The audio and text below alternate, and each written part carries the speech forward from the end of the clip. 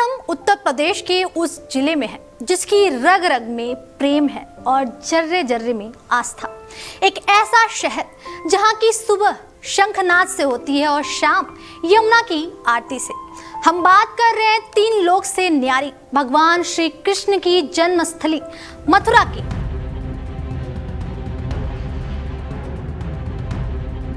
नमस्कार, आप देख रहे हैं डेली 24 भारत। मैं हूं आपके साथ अनुप्रिया मिश्रा। उत्तर प्रदेश के 75 जिलों की धड़कन टटोलने वाले हमारे मेगा शो मिशन 75 में आपका स्वागत है।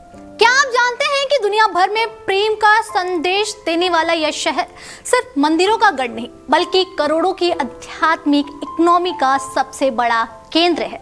कैसे ब्रज की होली आज एक ग्लोबल फेस्टिवल बन चुकी है और कैसे भगवान की मूर्तियों और मथुरा के पेड़े की मिठास से यहाँ के लाखों घरों का चूल्हा जलता है। लेकिन इस भक्ति और भाव के बीच संकरी गलियों का दम घोटू जाम और मैली होती है। यमुना का एक कड़वा सच भी है। कैसे ब्रज तीर्थ विकास परिषद और योगी सरकार का विजन बांके बिहारी की इस धाम को एक नया कॉरिडोर और नई पहचान दे रहा। आइए देखते हैं डेली 24 भारत का ये स्पेशल रिपोर्ट। भारत के नक्शे पर मथुरा सिर्फ एक जिला नहीं बल्कि सनातन धर्म का धड़कता हुआ दिल है। श्री कृष्ण जन्म स्थान की वो जेल जहां कान्हा का जन्म हुआ आज दुनिया भर के हिंदुओं की आस्था का सबसे बड़ा केंद्र है। मथुरा से कुछ ही दूर पर बसा है वृंदावन, जहां बांके बिहारी की एक झलक पाने के लिए रोजाना लाखों भक्तों का सैलाब उमड़ता है। प्रेम मंदिर की भव्यता हो या इस्कॉन में हरे रामा हरे कृष्णा की धुन पर झूमते विदेशी भक्त, यह शहर साबित करता है कि कृष्ण की भक्ति की कोई सरहद नहीं होती। मथुरा की पहचान सिर्फ इसके मंदिरों से नहीं बल्कि इसकी संस्कृति से भी है और इस संस्कृति का सबसे बड़ा रंग है ब्रज की होली। बरसाना की लठमार होली हो या वृंदावन के बांके बिहारी मंदिर में उड़ता गुलाल, 40 दिनों तक चलने वाले इस फाग महोत्सव को देखने के लिए दुनिया के कोने कोने से सैलानी यहाँ आते हैं। यह सिर्फ एक त्योहार नहीं बल्कि मथुरा का वो ग्लोबल ब्रांड है जिसने ब्रज की संस्कृति को दुनिया के इस पटल पर सबसे ऊपर बिठा दिया है।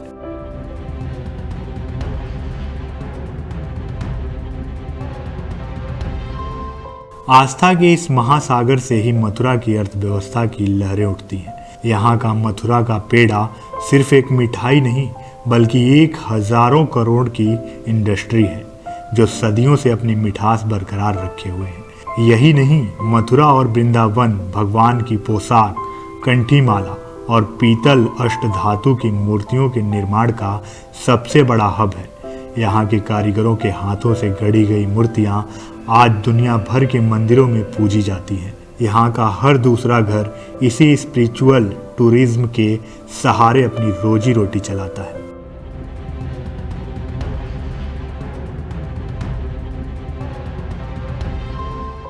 लेकिन भगवान के इस घर में इंसानी व्यवस्था की कई कमियां भी हैं। हर वीकेंड पर जब लाखों श्रद्धालु यहाँ पहुँचते हैं तो ब्रज की सकरी गलियां जाम से कहराती उठती हैं। कई बार भीड़ भाड़ दबाव इतना बढ़ जाता है कि यह जानलेवा साबित होता है।